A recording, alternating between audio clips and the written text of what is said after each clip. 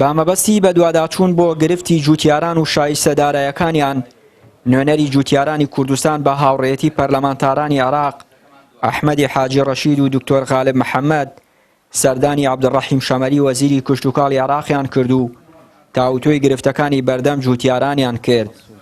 وەڵا ئەنجامی سەردانەکەمان گفتوگۆیەکی چڕوپڕیان کرد بەڕاستی لەسەر کێشەکانی جوتیارانی کوردستان بۆ ئەم ساڵ کە ئێستا کاتی تەسلیمکردنی گەنمە هیچ شتێک ناکرێت بەس هەوڵماندا بۆ ساڵی داهاتوو چارەسەری ئەم کێشە بکرێ. ئێمە پێمان بە وەزیر هەیەکانمان دەریان وتمان جوتیارێک لای ئێمە 8 دۆنم ئەرزی بەناوەیە ئەکرێت 250 کیلۆ خارجی خەتەی لێوەرەگیرێ بۆ داخلی خەتەش 700 کیلۆ گەنمی لێوەرەگیری ئەمە لەگەڵ جنووە مەقارنەی بکەیت زوڵمێکی زۆرە لە جوتیاری کوردستان نەکرێ. ئێمە ئەمانەیە بۆ ساڵی داهاتوو چارەسەری ئەم کێشەمان بۆ بکەن.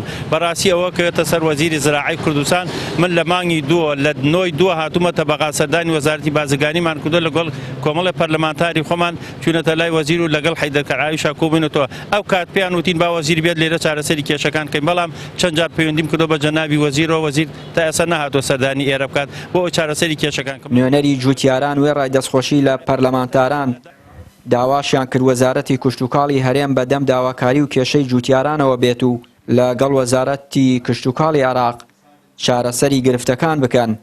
وەزیری کشتوکاڵی عێراق بەڵێنیدا لە داهاتوودا بە گرنگیەوە هەنگاو بۆ چارەسەری گرفتی جوتیاران بنێت. جوتیارانی ئێمە لە هەر شوێنێکی عێراقدا تایبەتمەندی خۆیان هەیە.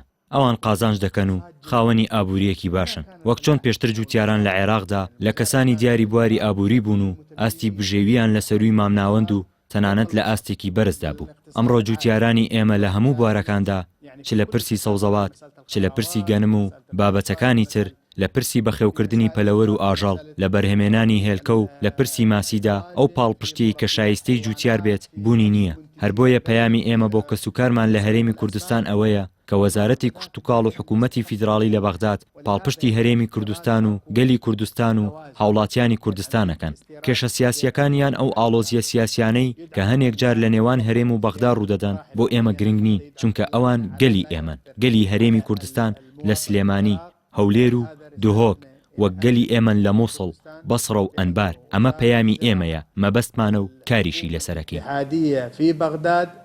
غالب محەممەد پەرلەمانتاری عێراق حکوومەتی هەرێم و وەزارەتی کشتوکاڵ بە کەمتەر خەم دەزانێت لە ئاست چارەسەری گرفتی جوتیارانی کوردستان.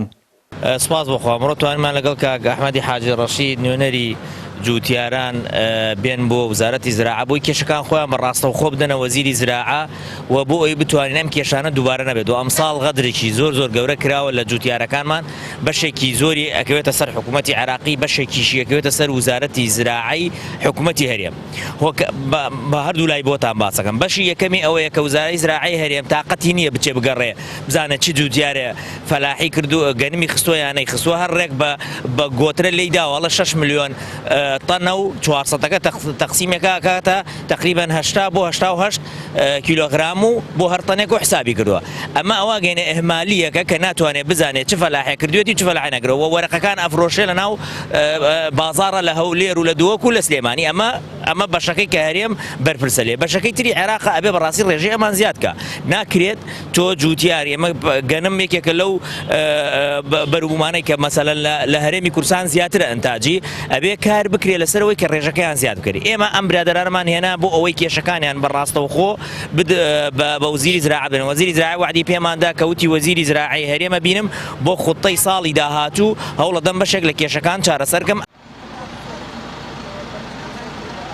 ماوەی چەند ساڵە گرفتی جوتیارانی هەرێمی کوردستان لە شایستەدارایەکان و وەرگرتنی گەنم لە نێوان هەرێم و ناوەندا چارەسەر نەبووە. هەرچەندە چەند جارێک هەوڵ دراوە بۆ چارەسەری گرفتەکان بەڵام بە چارەسەر نەکراوی ماوەتەوە. چیانووری کەناڵی پەیام بەغداد.